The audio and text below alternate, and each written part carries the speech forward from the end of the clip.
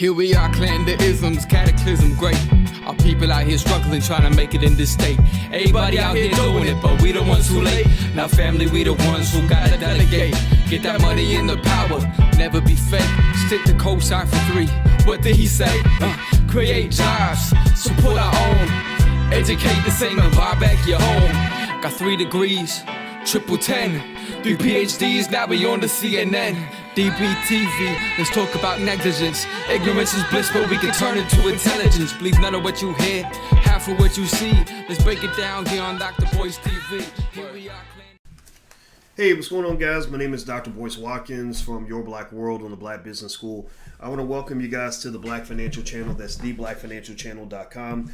This is where we discuss daily financial news and commentary from a black perspective. What's up on Instagram? My Instagram is The Real Boyce Watkins. So if you want to follow me on Instagram and you're tired of the ignorance and you're tired of the stupidity of the world and you're tired of sheepish, bullshittish behavior, then you should follow us on at The Real Boyce Watkins, because we have thoughtful conversations. We challenge all ideas. We lay every thought on the table, and we ain't scared of nobody. So if you're black and intelligent, throw your hands up. Let me know who you are. Let me know what you stand for. Let me know what you believe. Hashtag B1. Hashtag B1 means that you're black first. Hashtag B1 means that the black community matters more than any other community. Hashtag B1 means that we know we must be one to be successful. Hashtag B1 does mean that black people are number one. So I don't care what anybody else says. I put my people number one, my people first. So if you ain't serving black people, then you don't exist. So anyway, you got me watching Higher Learning. That's funny. I see somebody from Denmark. Who's in Denmark? Let me see. Did I see Denmark? What city are you guys in? Tell me what city you're in. I saw Denmark. I can't find the name, but I see you. I see you, Denmark. I'm just going to call you Denmark now. All right, so let me get started here. Hit the thumbs up button, hit the share button, hit the subscribe button if you haven't done it yet, and make sure you sign up at drboycetv.com. So I want to hop into this conversation. We had a really great, we're having a lively debate right now on Instagram about the rapper Drake. I don't know why Drake was on my brain today, but it just came to me, and I thought about this, and I thought that it would be an interesting perspective to kind of talk about Drake. And I think I know what it was. I saw a post where I think it was Black Enterprise or somebody that put a picture of Drake's jet. Drake has this big, beautiful jumbo jet. It's like it's this massive thing, and he flies all over the world, and people love that. I mean, and black people love balling. Like, we love material possessions. We think that if you have money, you're successful, and that's it. It doesn't matter how you got it, whatever. That's by the way, that comes from slavery. That comes from oppression. Just in case you want to know the psychology behind that. But anyway, not hating on Drake though. I'm happy he has a jet. I'm happy for him. I'm sure he enjoys the jet. And but it made me think a little bit. You know, it made me think about a time where I saw when Drake got the jet. And I remember when Drake mentioned that he was very proud to support a strong Canadian company, right? And I said, that's really interesting, because I kind of wish we had more celebrities that would say, I am proud to support a strong black company. Now, why is that important? Why do I lay that out there? Why do I push this little challenge toward Drake? It's not hating. Challenging somebody's not hating on them, right? Your mama wasn't hating on you when she challenged you. Your mama was loving you, right? So sometimes people that you think are haters are actually helping you. They're helpers, not haters. So I'm not hating, I'm helping, right? So anytime somebody says, well, you just hating, just say, no, I'm not hating, I'm helping. I'm not a hater, I'm a helper, right? So we're going to be a helper here. And let me tell you why I had to lay down a little bit of a challenge to Drake on that remark is I said, look, when you were on Degrassi, when you were the corny guy on Degrassi and you were trying to become a rapper, it wasn't Canadian culture that made you into a world-renowned hip-hop artist. It wasn't Canadian culture that you leaned on to decide how to flow when you get in the studio, right? It wasn't Canadian culture that gave you the hip-hop music genre that allowed you to become, incredibly wealthy and incredibly successful, right? Now, mind you, we know white people fill up the stands. White people love to watch black people, portray every black stereotype known to man, right? If you ever want to make money, it's easy. Just go out and act like, a buffoon and wear a bunch of gold chains and get a bunch of tattoos and act like you'll kill another black person in a second. Oh, they'll pay for that. They'll celebrate that. Drake's community. Drake's half black and half something else. I'm not going to say it because I don't want this to come off as anti-Semitic. But, you know, in that community, they love to make money from black people portraying genocidal stereotypes. They love that. They love promoting, mass marketing black genocide. That's why so many black people die. That's why dozens of black people were shot in Chicago just in the last 2 or 3 days alone. Right? Sorry, that's the bell for the stock market. This is when the stock market opens. I have an app that starts dinging when the stock market opens every day. And we're going to talk about that a little bit later on the Black Financial Channel, by the way. So, okay, cool. It is what it is. But here's the deal. You know, given that Drake made so much from the black community, given that you borrowed our cultural capital from us, which is worth trillions of dollars to the world, you owe a black tax. And I don't care what anybody says. I don't care if anybody gets mad. I don't care if people think I'm hating. I'm not hating. I'm helping. I think you owe a black tax. And I'm going to try to make this argument that I hope you'll at least consider. You don't have to agree with me, but I want you to just try to consider this a little bit in terms of understanding why celebrities, any celebrity who makes money from hip-hop owes a black tax. The black ones, the white ones, the Asian ones, everybody who makes money from hip-hop owes a black tax. Black people created that whole genre. Black people were the cultural foundation of all things hip-hop. Almost everything that comes out of that is complete cultural appropriation. So you know, the reason, if you want to understand, you know, things like wealth gaps, and you know, I'm a financial expert, so I understand. I thought extensively about wealth gaps. Why does everybody have money except black people? Why do Asians have money and black people don't? Why do Jewish people have money and black people don't? Why do white people have money and black people don't? You know, well, a lot of it comes back to something Dr. Claude Anderson talks about in Black Labor, White Wealth. And I'm actually read this to you. And before I read this to you, in addition to asking you guys to right now, please hit that thumbs up button. Please make sure you subscribe. I also want to apologize. I know we got too many black men out here apologizing. So, you know, I don't want to even make it an apology, but I want to correct myself on a couple of things. And this is important. One, I thought Drake's jet was an $85 million jet. I was wrong. It was actually a $185 million jet, if I'm not mistaken. I think I looked it up. I think that they said that the private plane was either 185 million or 187 million. It's way up there, right? So it's a beautiful. And then some publications list 200 million. It depends on what you look at. That's the first area I'm going to correct myself on. Second area I'm going to correct myself on is this. I thought Drake bought the jet. I said, wow, that's really great. Good for him. He managed his money. He was able to go buy him a $100 or $80, $100 million, $200 million jet. He actually didn't buy it. Drake did not buy this jet. It was given to him by a company that wanted to promote their jets. And so it was a gift. It was not something he purchased. So I think that that's really important to just kind of know the distinction. But I think that that's actually a great opportunity. Some of you corrected me on Instagram, and I appreciate that. But it's also an opportunity to make a clear point that I want to make, which is that I want to take the attention off of Drake. This is not a Boyce against Drake kind of conversation. This is not Boyce's pointing out Drake, because I went through that when I said something about Lizzo promoting obesity and heart disease and unhealthy behavior to black people, and then 2 months later y'all complaining because black people are dying from COVID. Well, a lot of it's because we eat shitty food. Like, I'm on a horrible fast right now that Alicia put me on, and I hate it. And I'm running around eating like a rabbit, drinking water all day to keep myself from starving half to death. But part of it's because I grew up eating shitty food also, and I want to get rid of some of the Negro stereotypes. So I too am extracting the coonery out of my body. I too am extracting bad behavior out of my body. But when I brought that up with Lizzo and I said, do you think that it makes sense to promote obesity to a nation that struggles with obesity and heart disease and has an obesity epidemic? Like, do you think that that's really good to tell everybody, oh, it's great, you know, get a little fatter, keep on eating? Or maybe you should encourage something a little healthier, right? And that caused a lot of people to say, oh, you hating on Lizzo. And I said, no, I'm not hating, I'm helping. But they don't see it that way, right? We live in a nation where people don't like accountability. They don't like to be challenged. They don't like the free exchange of ideas. They get into this very Nazi kind of mindset that says, if you don't believe what I believe, then fuck you. You ain't shit. I'm going to cancel you, blah, blah, blah. Well, you ain't canceling me for shit. Only person that can cancel Boyce Watkins is a guy named Boyce Watkins. I can't be canceled. That ain't happening. So fuck you and the horse you rode in on. I'm about to continue. So here's the deal. Okay, so with Drake, this is not a Drake-ish discussion. Drake is not the only one I'm talking about here. I'm really talking in general about the black tax. The black tax to me, is something that every celebrity should pay if they are extracting and have appropriated black culture for their own economic benefit. This is not a new idea. This is not a new idea.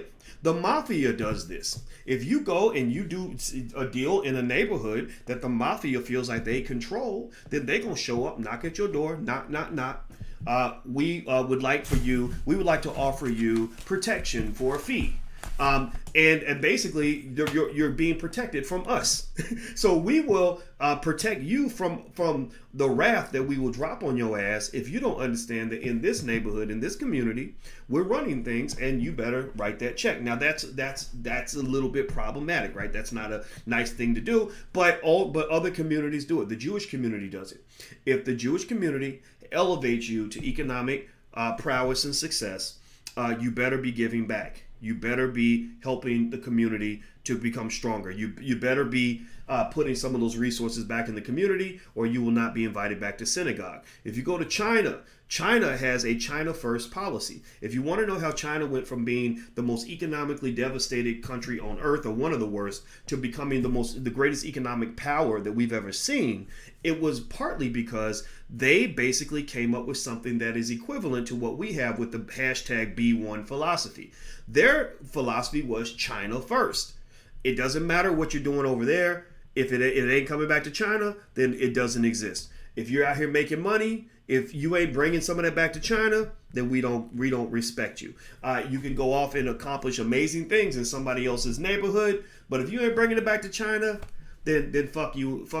You know, we don't care, right? So I think that black people can learn from that, right? But you see, the thing about that is it requires this thing that you haven't had for a very long time because you are descendants of slaves.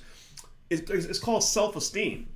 It's something called self-esteem. Self-esteem is where you demand from the world what you truly deserve. Self-esteem is where you tell people, look, I'm worth this much and you giving me that much, and that is not acceptable, right? Self-esteem is where you say, you know what, I know that you might not like me anymore, but that's okay because I like myself. And in order for me to appropriately deal with you, I'm probably going to have to piss you off for a minute. This is not personal. This is me looking out for me and mine, because I'm not looking out for somebody who ain't looking out for me. You see, part of the reason that you struggle as a community is because you have a lot of love for people who don't give a damn about you. Right, Scissor? You will idolize and worship people who literally wouldn't pee on you. They wouldn't waste urine peeing on your head if you were on fire and the world was coming to an end. They don't have any concern about your life, but you have every concern for theirs. So instantly when I mentioned Drake and the Jet, I already knew that there would be little people, little Drake mosquitoes popping out of the woodwork, or little Drake fans. I'm not gonna call them mosquitoes. That's kind of mean, but little Drake fans.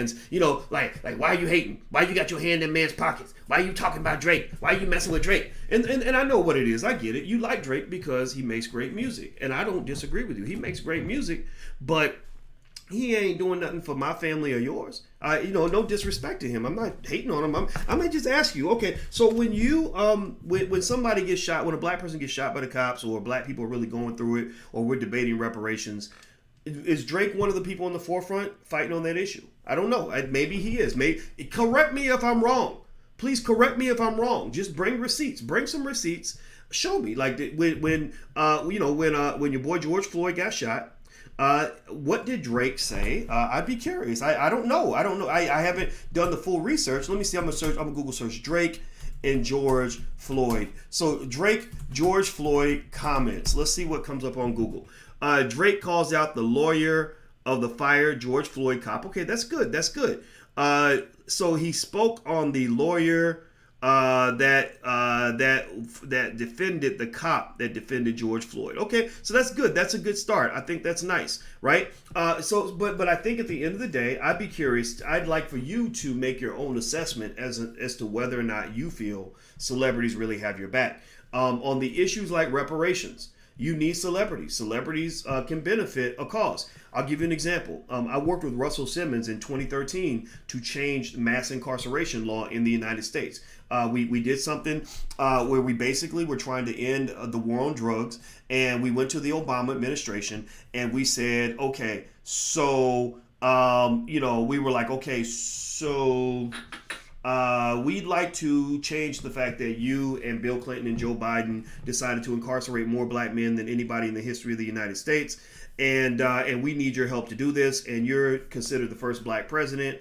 And you said that this was important, so we'd like to see you follow through on that. Well, they promptly said, kiss our black asses. We're not doing anything. We really don't want to even acknowledge you because we're not comfortable with black people asking for things, right? They're used to black people having low self-esteem and just worshiping people who care nothing about them, right? And so they were kind of stunned that Russell and I showed up and said, no, we expect you to do something for black people instead of just collecting their votes. Well, they fought us tooth and nail. The Obama administration was not cooperative. Valerie Jarrett was probably the biggest obstacle in all of this. It was very uncomfortable and very surprising to me and really disappointing to me because I thought this was a no-brainer. Well, what got us over the top? Here's what got us over the hump.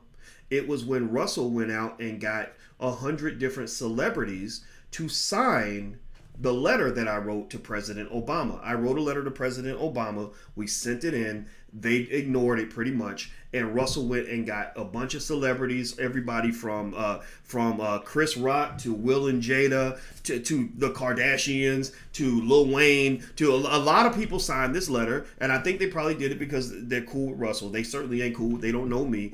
And this is what got the Obama administration to respond. In fact, the kicker, to be honest with you, was when Justin Bieber tweeted out the hashtag that we had created for this whole movement. I think it was End the War on Drugs. And when Justin Bieber sent out that tweet, it became the number 3 most trending or highest trending hashtags in the world. That's what led the Obama administration to say, damn, we got to do something for these Negroes, right? And so what I'm saying to you is that, you can't have people using you and not giving anything back. That creates what Dr. Claude Anderson refers to as the doctrine of unequal exchange. Let me read some of this to you in Black Labor, White Wealth, Dr. Anderson's book. This is page 112.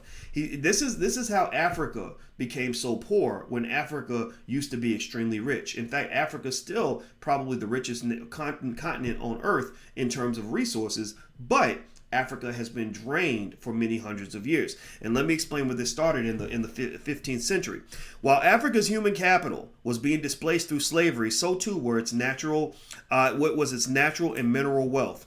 Arab, Moor, Spanish, and Portuguese merchants traded low-value fabricated items such as pig iron, brass rings, religious artifacts, household gadgets, and used firearms for Africa's highly valued commodities, which included gold, silver, leather, long cotton, art objects, black slaves, and ivory. So what occurred was white folks came and they said, give us your most valuable stuff. We handed it over. And in exchange, they gave us a bunch of bullshit, right? Well, this same phenomenon exists to this day. This same phenomenon exists, which is why black people stay poor. They come to your communities. They say, okay, give us what you have of value. Well, give us your labor. Okay, and we gladly do this, right? Because we've been trained to participate in this system. So we give them our labor. And nothing fulfill a black man's fantasy than working for a white man. Though nothing make a black family prouder than when you get a job saying, I got a real proud, rich white man that is going to let me come work for him. Seriously, does anybody have people in their family where if you tell them you got a job, they'll cheer for you. But if you tell them you started your own business, they feel sorry for you, right? Think about that. You got to be trained to think that way, right? Liberation ain't exactly the first thing that comes to mind for a lot of us because liberation takes risk and strength and self-esteem. Not all of us have that self-esteem, right? So ultimately, we give away our labor. We give away our athletes. Our athletes are worth trillions of dollars. We give those away to the NCAA. The NBA pays a little bit of the tax, but the NCAA pays almost nothing. We give away a lot of our cultural capital. Hip hop was created in the South Bronx. It's a multi-trillion-dollar commodity. It's been exported to other communities. When they saw the hip hop was taking off in the South Bronx, basically a record label executive, probably run by a record label that's owned by one of the other communities, right? Y'all know who owns most of the record labels. Y'all know who controls the media. And she came into the hood and said, I need 3 Negroes who can rap, or 4, whatever. And she formed the Sugar Hill Gang, and that became the face of hip hop. And so a lot of the rappers in the hood were pissed because they were like, this is not real hip hop. This is not us. But they didn't give a shit if it was you. They just wanted your cultural capital. They didn't want you. They wanted your wealth. They wanted what you had between your legs. They wanted your goods. They didn't want you. right? What else? I mean, you could continue to go down the list. There are a multitude of ways in which black cultural capital is stolen and extracted and exported to other communities, and it enriches other people, but does not enrich black people. That's the doctrine of unequal exchange that Dr. Claude Anderson refers to in the book Black Labor, White Wealth. That explains why you're poor. That explains why you don't have anything. That explains why you think you have nothing when really you have a lot. Because if you didn't have anything, they wouldn't be setting up businesses in your community. If you didn't have anything, they wouldn't be trying to recruit your sons to play for the basketball team. If you didn't have anything, they wouldn't keep putting those public schools in black neighborhoods that are absolutely crappy so they can get trillions of dollars in government funding just so they can make sure that your child is appropriately miseducated, right? They're making money off of you, and we ain't gonna talk about the hair care industry. I see you in there, Nat Chap. We can't even talk about hair because that's a whole nother area right there. They will make money doing your hair and take your bread to do your hair, and then when you try to get in the industry, they will block you out of the industry. That is about the greatest form of disrespect imaginable. I mean, that's crazy. I'm gonna come to your house, eat your damn food, and then when you try to sit down and eat too, I'm gonna punch you in your face and say, get the fuck off my table. What kind of disrespect is that, and what kind of sick group of people will accept that? You tell me. You tell me. So let me keep going. Let me read a little bit more about this doctrine of unequal exchange. I think that this helps us understand what's happening today. So massive displacement of Africa's human capital and natural resources weakened West Africa's social and economic institutions. So black people, you have no institutions because things like integration, which was the doctrine of unequal exchange, weakened many of your institutions. You had institutions, you had families, you had businesses, you had schools. Those institutions were either weakened or gone. That's why, for example, Alicia and I, first thing we did when we created our foundation was we said we need a foundation that's going to provide some funding to independent black-owned schools, right? Because we need these institutions. So the institutions were weakened by the doctrine of unequal exchange, right? In Africa, and that's what happens in the African-American community. The doctrine of unequal exchange depleted Africa's resources, but the wealth and revenue, pay attention, generated from commerce with Africa revived Europe's sagging economies. So they got paid. They had a come up. They started from the bottom, now they here, right? They started from the bottom, now they here, to quote Drake. And how do you think they got here? Well, they got here from standing on your economic shoulders, right? So this is no different from what you see right now. When you see rappers rapping about how rich they are, or rapping about the fact that they just bought, or somebody just gave them a $200 million jet, they got that from you. They got that from you. You know, when the founder of Louis Vuitton talks about how he's worth over $100 billion. $100 billion. I have to say with a B. I have to twist my lips to make $100 billion.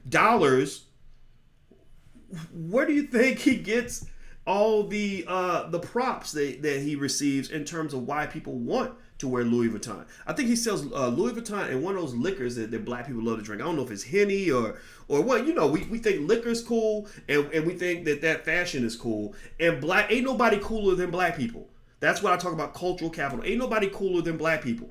If you don't co-sign on it, if you thought it was corny, the world would think it was corny and his sales will drop immensely. So when rappers are singing and rapping about how wonderful this white man's product is, think about this. You're singing about how wonderful Massa's liquor is. Think about how ridiculous that is, right? You're rapping and celebrating your own genocide.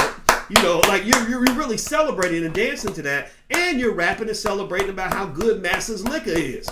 Massa liquor gonna kill me. I ain't gonna take care of my kids. My bad Massa done gave me Hennessy. I got that Henny girl. I'm about to go out here and make a bunch of babies I can't take care of and give black women a bunch of venereal diseases and not take care of my babies because I got that Henny, right? That's a minstrel show. That is a minstrel show. You just don't recognize it because it's not, it doesn't look like it did in 1905. But that is the modern day minstrel show. When you you put on exaggerated costumes. Minstrel shows are like, showtime, right? So you try to really stand out by having more diamonds in your teeth than everybody else, more tattoos on your face and your body than anybody else, more gold chains than one motherfucker should ever wear in a lifetime, and you like, I'm thugged out, I'll shoot a black man in a minute, right? And then there's some little record label executive who's not black typically. In many cases they hire black people, but most of these labels are, the real power brokers aren't black. You saw what happened to Nick Cannon, and they're cheering this on.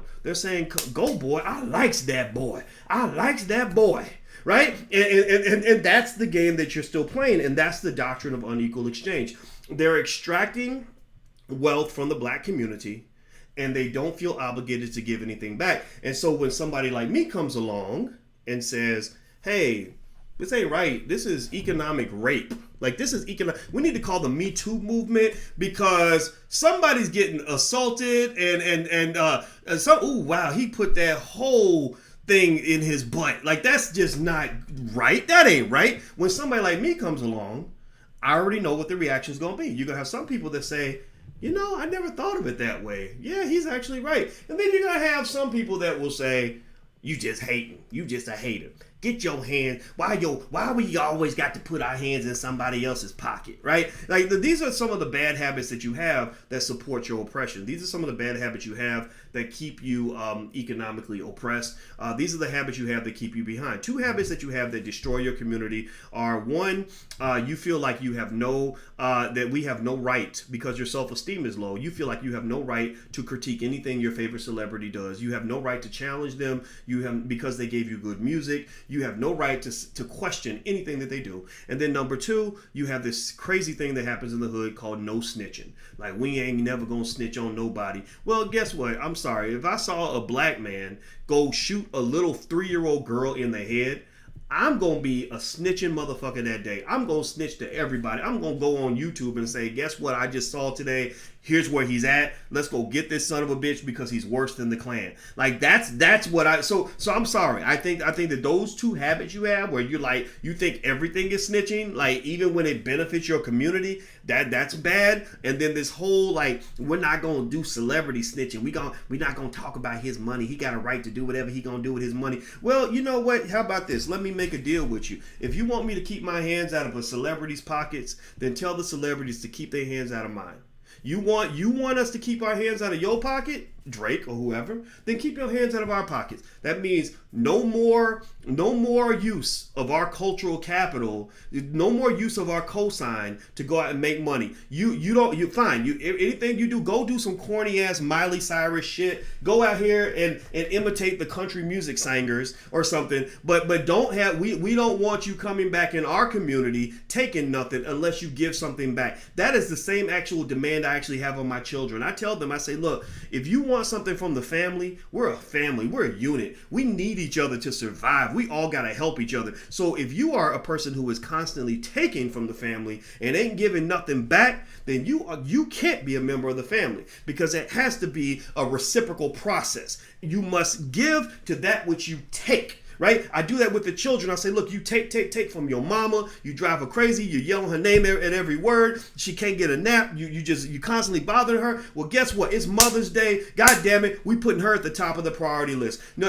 or she wants to take a nap. You better not bother mama, because mama needs to rest. Because if we don't take care of mama is the tree. You are the apple that fell from the tree. If we do not take care of the tree, then the apples will rot and die. And the thing from which that we all depend on is not going to exist anymore. You're going to kill your mama by driving her crazy and stressing her out. So the same thing is true with the black community. When people are constantly taking, and feel no need to give anything back, then you are depleting the tree.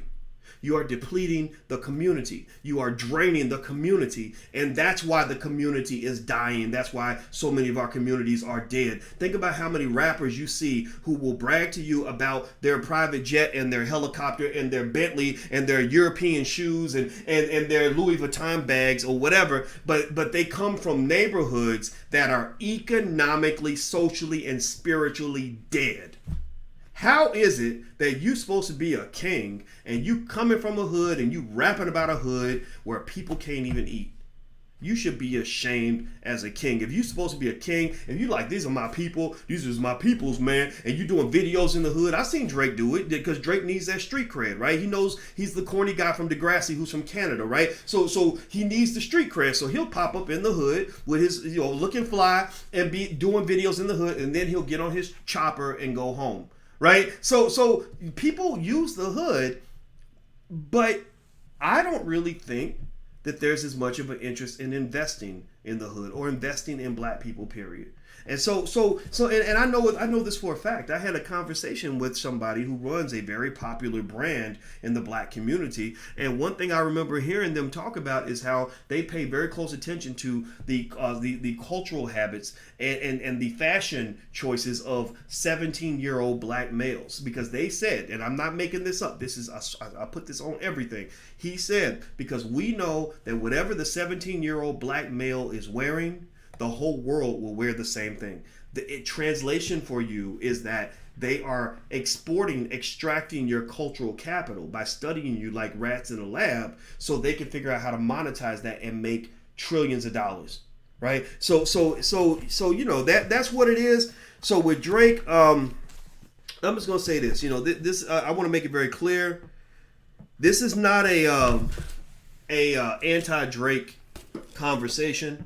And once again, like I said, his jet, it was given to him, and he did not purchase it. And I think that's very important to note, because that was a mistake I made, and I take accountability for that. But I think at the end of the day, the point remains the same.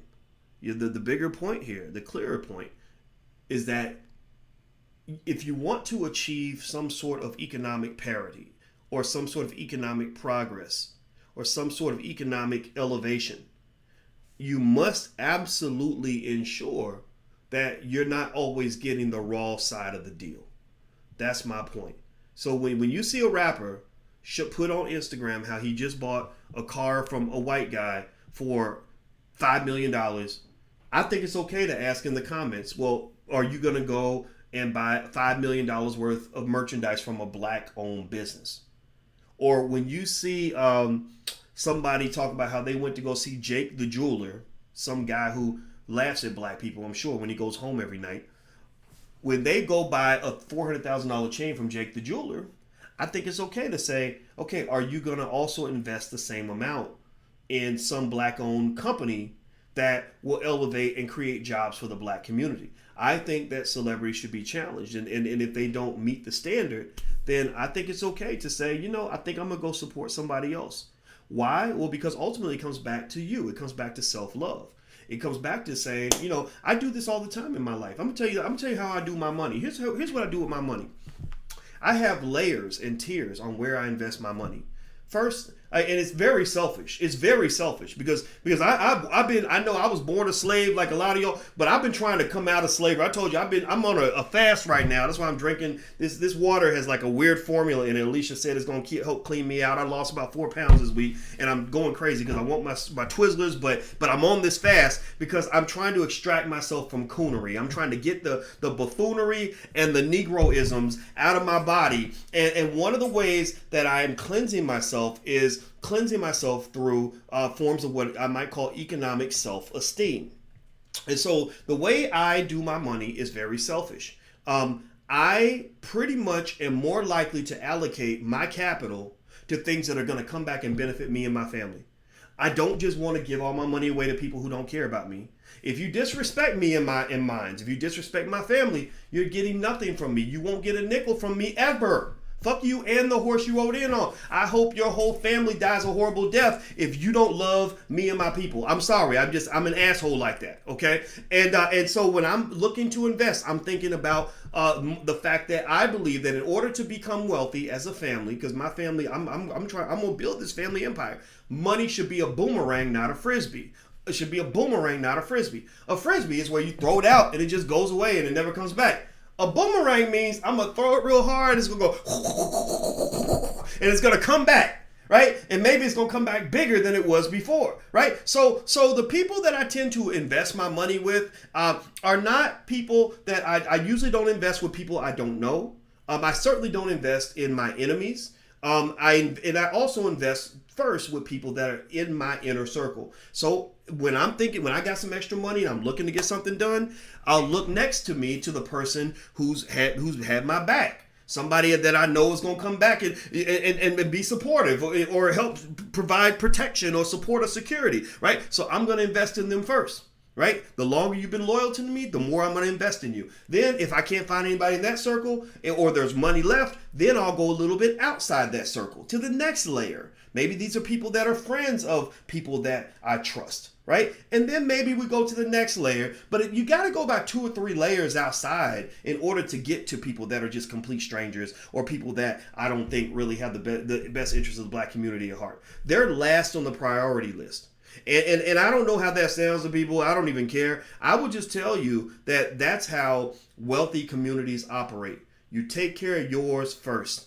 Be one. Hashtag be one. What does that mean? What I want you to really meditate on that one day. And I want you to help to understand that means that you're going to play the economic game in a way that is as sophisticated and mature as everybody else. That means that you take care of yours first and try to figure out how anything that you do, whether it's spending, charity, or an investment, that it all comes back to something that you care about. If it doesn't come back to something that you care about, then that means you're engaging in the doctrine of unequal exchange. You're giving them something of value. They're giving you nothing. They're giving you a bowl full of urine. That's not how you do things. Right? But that's how people do it when they have low self-esteem. We're not going to have low self-esteem. I encourage you to have higher self-esteem because that's the first step toward developing a strong community. When they measured, I'm going to tell you this and then I'm going to go, guys. When they actually measured the greatest cultures on earth, the most successful cultures on the planet, one of the characteristics that they mentioned as a defining characteristic of great cultures and great communities that prosper and succeed around the world is high self-esteem, high cultural value. Like I am the shit. We are the shit. Our people are very important, and I'm gonna put my people first. That was actually one of the 3 criteria. Besides a commitment to education, that was big. So when rappers are promoting ignorance, they are killing your community. I want you to understand that, right? And then also you got that last piece that was in there. A commitment to delayed gratification. What does delayed gratification mean? All that means is that you think like an investor. All that means is that you'll sacrifice today so you can have a better tomorrow. All delayed gratification means is that I'll give up a little so I can eventually get a lot, right? I don't need to have it right now, etc. So when rappers are promoting, pay attention now, pay attention. This is where we got to challenge the rappers who are stealing our culture and making money around the world. Listen to what I'm saying here. Pay attention to the 3 variables that measure cultural and community strength are delayed gratification, a commitment to education, and high cultural self-esteem. Many of your artists are being paid by people from other communities to promote the exact opposite of everything I just laid out for you. Do you understand what I'm saying? Think about this. Do rappers, I'm talking about the dumbass mumble rappers that they put on the radio, that white people love to put on the radio for you. Do they promote educational accomplishment? Like, do they rap about how every child needs to make straight A's and read as many books as he can? Or do they come out with some old broken ass English, talking stupid, talking ignorant, and making you think that you should be embarrassed because you like to read books? Right? So think about this. Look at the other factor. The other factor, delayed gratification. Do rappers, on average, I'm talking about the mumble rappers. I'm talking about the hood rappers. I'm not talking about all rappers. We got the Kendrick Lamars. We got the J. Coles. We know they exist. The D1s. With the Killer Mikes. We got all that. But y'all know what else is out there. Y'all know what's influencing young people. Do they promote delayed gratification, where you sacrifice today so you can get more tomorrow? Or do they promote instant gratification, where you got to get it right now? If I got to rob you to get it, I'm gonna get it. If she looks good, I'm gonna hit it. If I want to be fly, I'm gonna spend it. It's mine, I spend it. I'm riding around and I'm getting it. It's mine, I spend it. Right? Do they promote instant gratification or delayed gratification? Which one do they promote? Last piece. Do they promote high cultural self-esteem, where the Black community is valued and cherished and should be protected? Or do they promote low cultural self-esteem, where women are bitches, Black people are the N-word, right? That black genocide is a joke, that literally you can go murder Black people and then go brag about it, and then even other black people will think that's wonderful, and white people will pay you to make another album? Like, your last album called Niggas and Bitches Should Die, we loved it. It was a #1 hit. We want you to make another one just like it, Tyrone. So we're gonna double the amount of money you get paid. Are you kidding me right now? You're financing the genocide. You're financing, what the Nazis did in World War II. You're financing this. So that's it. That's y'all need to just sit back and I think you just kind of need to. It's like this. It's like sometimes if you're raised in the wrong environment, things that are really abnormal start to become normal. Like a baby born in a crack house is gonna think that certain things that are abnormal really are normal when they're really not normal at all, right? Maybe they'll grow up thinking that everybody sells crack, that everybody uses drugs, that every child has to have sex at the age of 5, right? They'll grow up with these weird views of the world because of the environment they grew up in. Well, I think for black people, we kind of have the same problem. We're raised in such a warped, weird society that when you're the only normal motherfucker in the building, when you're the one who kind of says, this doesn't make any sense, you're not going to be in the majority because everybody around you has been zombified by white supremacy and racism. Everybody around you has been taught to normalize the abnormal. It is not normal to celebrate your genocide. It is not. That's not going to help you survive. It is not normal to refer to your women as bitches and hoes. That ain't normal. And to think that that's good. And then y'all ladies that will go and dance to a song where a man calls you the B word every chance he gets and then talks about. I listened to a rapper's lyrics one time. It was Lil Wayne. And he literally said in this song, I'll take your girl, I'll make her nut for me, then slut for me. And of course it'll be yo cash. And then I'll murder that bitch and send her body back to your ass. I heard him say that. And I said, wow. I said to a black woman, actually, I said, he just said that he was going to steal your girlfriend and turn her into a hooker. And then he's going to murder her body and mail it back to me. Like, and you think that that's, and this is a guy, this guy's a sex symbol to you? You know that people like that those are predators. Like those, if that's how you choosing your boyfriends, no wonder you single. No wonder your relationships haven't worked out. No wonder you feel like you're a victim of your previous boyfriends. If you're picking men like that and men who think that way, then that man is not going to elevate you and take care of you. That man, he might kill you though. But it sounds to me like you think that's normal. So what I'm saying is that as black people, maybe we have to stop normalizing the abnormal and start really thinking about what it means to have high cultural self-esteem. So again, I recommend all of you do a detox. I'm doing my detox cleansing. This is Alicia picked this and she made me do it, and I said, you know what, I need to be healthy, and I think we need to detox from the buffoonery that we've absorbed so much that we actually think that's normal. It's not normal at all. I'm just here to tell you that. So anyway, that's it, guys. I'm out. I hope that this conversation helps some of you. Those of you who disagree, it's okay to disagree. You can disagree, that's fine. I'm not here to tell you that you need to believe everything I say or that I'm right about everything, because shit, I'm wrong about a lot of stuff, but I do my best to learn how to be more correct today than I was yesterday. And that's the goal that I have, and that's the goal that I think works for a lot of us. So take care, guys. Have a good day. Hit the thumbs up button, hit the share button, hit the subscribe button. You can follow me on Instagram at The Real Boyce Watkins, and also on Twitter at Dr Boyce Watkins 1. And thoughts come to me all day long, and so I love to tweet stuff. By the way, thank you guys for hanging out with us for Black Movie Night. We watched the movie Black Friday. David Banner's in it. Chuck D was in it. I saw a lot of people. George Frazier, Dr. Claude Anderson was in it. It's a great movie by Rick Mathis, and we had a great time. Thousands of you came in, and so we're well on our way to building this black movie industry, and I'm really excited to be a part of that. So God bless all of you. Thank you for hanging out with us, and I'll see you soon. Take care. I'll talk to you later. Peace.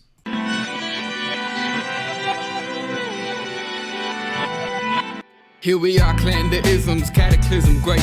Our people out here struggling, trying to make it in this state.